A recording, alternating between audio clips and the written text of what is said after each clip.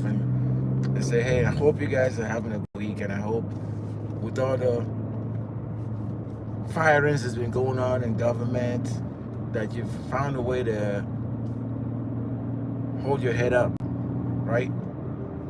You find a way to do that. You find a way to take care of your health. Because remember, in spite of all this stuff happening, we know behind every person, whether you're a federal worker or not, but particularly those who are a federal worker and those that were veterans or are veterans, this is becoming something really hard for you.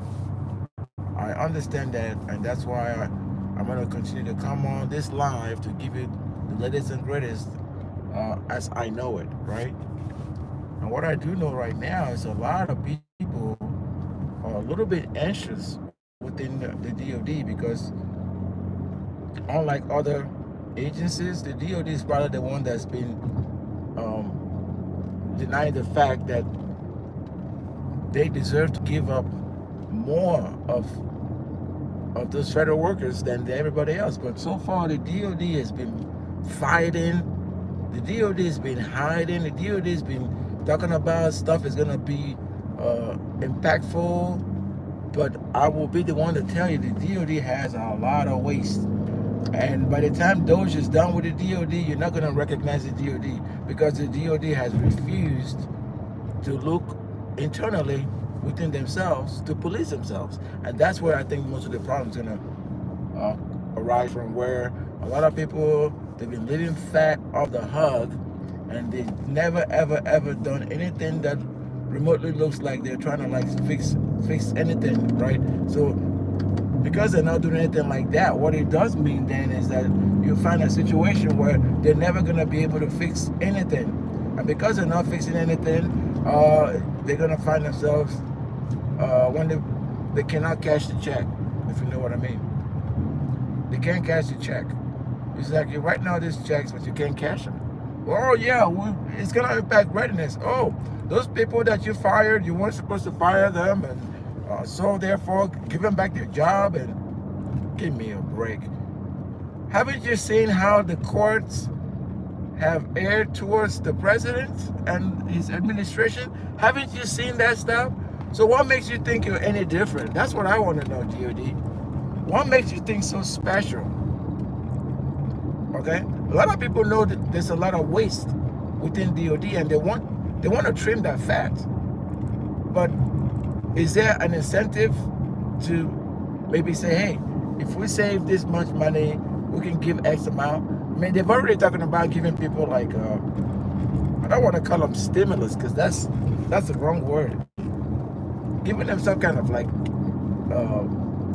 savings back to the people. Now, I'm not sure to what extent that, or the amount. People have been saying it could be 5,000, it could be 6,000. I don't know. I see it when I believe it. Okay, I see it when I believe it. Right now, I don't believe it. But self-policing is a good thing. If you can police yourself before somebody come in and saying, oh, I think I see fraud, waste, and abuse there. Oh, I see somebody eat with their hands in the cookie jar. Oh, over there, and I see this going on over there. I see favoritism going on over there and over there.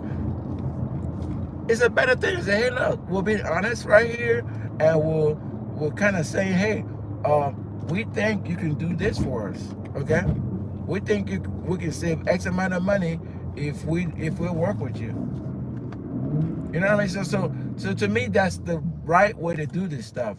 It's not saying around and saying, oh, we're gonna make so much money because we're so special, so you can't touch us, because if you touch us, all hell's gonna break loose. But that's not really. You guys heard about what's called truth in lending? Truth in lending is you're telling people the real deal. Say, hey, look, this is what's going on, and we want to be transparent, right? So transparency breeds trust, right? Transparency is gonna breed trust. But when you start hiding stuff, people are they're never gonna trust you. If a program has been sanctioned and the program is supposed to achieve certain milestones and gain efficiencies in the process, but you are sitting there and say you're the program manager but you're in the midst of something where you can actually make an impact, but you're not making any impact. All you know how to do is to fight, so you can basically save your turf, right? So like, well, this program is not executing the way it's supposed to, but we're gonna keep fighting to get the money, because let's face it, our districts need those projects. Our districts need the dollar flowing into the community, so we can stay relevant. And if you're a congressperson, right, it's like, yeah, this is how I bring back home the bacon, right? Also known as pork.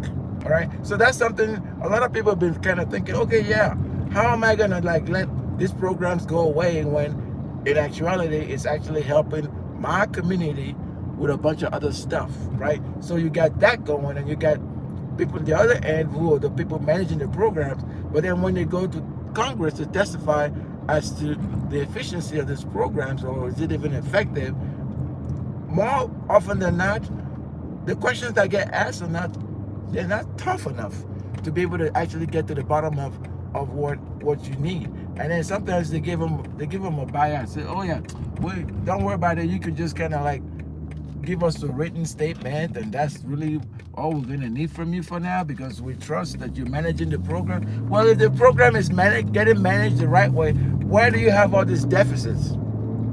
Why are there so much deficits where nobody's even trying to understand how to save any money anywhere? And the question then becomes, are people actually trying to save money, or is it one of this march to do about nothing where they come up with a grandiose plan and how much they're going to save everybody, and the dividends and the savings is going to get returned to people? They start toying with people, particularly during the tax season. Okay, so let me say this. If somebody doesn't file their taxes this year, are they still going to get the stimulus check? I don't know. Have you gotten a stimulus check yet? Drop stimulus, type stimulus somewhere in the chat below if you've gotten a stimulus check, or if you've heard from your neighbor or somebody at work saying they've heard that there's stimulus check coming. Type stimulus somewhere in the chat. Let's go.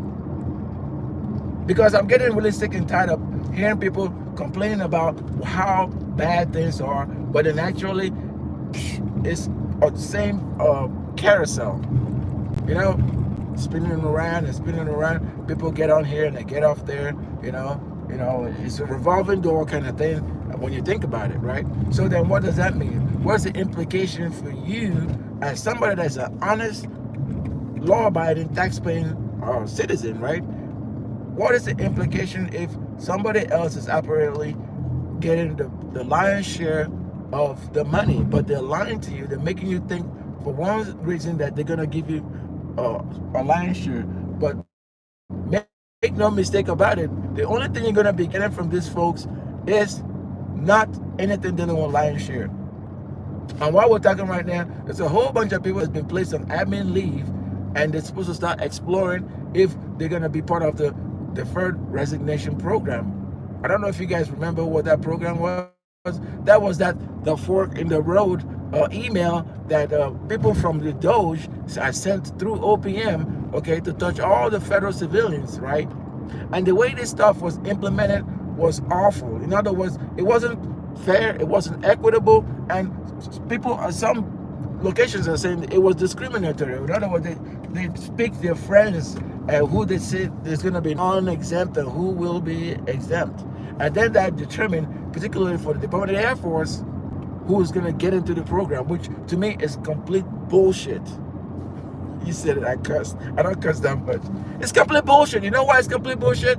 If OPM made the offer and somebody accepted the offer within the time period, and oh, by the way, it was tested in court by these unions, the unions were found to not have standing. So if they don't have standing, that means the program became legal. And if you remember, the deadline was originally 7th February. And then while they were waiting for the court actions, there was a bunch of people that paused. They said, yes, stop for now until we resolve. The program was then paused, okay? And then after that particular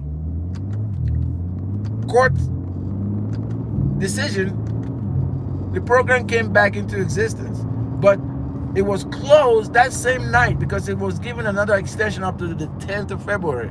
It got closed. Well, if you were one of those folks that volunteered to get into the program, why then would it become a necessity to reconfirm if OPM is saying that person volunteered, let's get them in the program, or that person over there volunteered, let's get them in the program, but here comes somebody sitting at the sidelines trying to take away your benefits.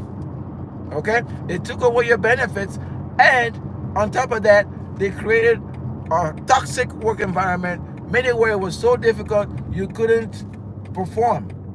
Some people had medical issues, myself included, folks. Just listening to the foolishness with these stupid people that are supposed to be in government, and some of them are supposed to be leaders. I don't know what leadership school they went to. It becomes particularly worrisome when these same people are actually going out there and disobeying executive orders. And never mind, some of these people actually voted for the current administration. So you tell me this. If you voted for the current administration and you find yourself in a situation right now where you possibly are feeling the heat, whose fault is it? Is it my fault? Because I'm not going to tell you who I voted for. Or is it your fault? Is it your fault that you're feeling the pain right now and you're catching heat? Or is it my fault that I didn't do nothing to you and all of a sudden now you want to take away my benefits? In your mind, you think my benefits are entitlements? What if they were entitlements? That means they were earned. You have no right to take away anybody's quote-unquote entitlement. Okay? Go earn your own entitlement and also be quick enough on your feet to take advantage of opportunities, because if you're not doing that, you have no right to take anybody's quote-unquote entitlement. And yes, people can sue. I posed a question to somebody, and like, I think you should fix this stuff before it becomes a problem. Do you know what I was told? You can't sue because it's not an entitlement. Give me a break. People are always thinking somebody getting something else is something that they're losing. But in the bigger scheme of things, they are the same people that are making the conditions worse for you and for I. Okay? So this Sunday, I wanted to tell you exactly what was going on. Do me a quick favor, hit the thumbs up button right now. Follow me. And oh, by the way, what I'm going to do, I've put together a resource guide for federal workers. It could be for anybody. I'm going to be leaving the link to that resource guide somewhere in the description in this video below. Click that, and it's going to take you somewhere where you can start using some skills, being part of a community that's going to help you. So if you got value from what I just shared with you, again, give me a thumbs up real quick. And if you want to buy me coffee, check out my community links, and you'll see where you can buy me coffee. Okay? So I appreciate you guys, and I'll be coming right back to answer some of your questions. I know I wasn't able to get on the chat because I was driving, so I wanted to make sure I was focused, and safety is everything. So now that you guys have the spring here in the United States, I hope you're staying safe, because when the weather gets nice, people go out and they tend to do things that they don't think about, right? So safety first. All right, don't forget to like, share, and subscribe. If you have any questions, if you want me to coach you, or you want a lifeline to talk to you about what you're going through right now, if you're a federal worker, or for that matter, if you're one of these internet companies or, Meta, they laying people off, just reach out to me. I also offer coaching services, okay? Again, I will be looking at your particular situation, but don't forget, I'm going to get off this live right now, and I'm going to put all the links to all the resources that I was talking about. Thanks again for watching. Take care, guys.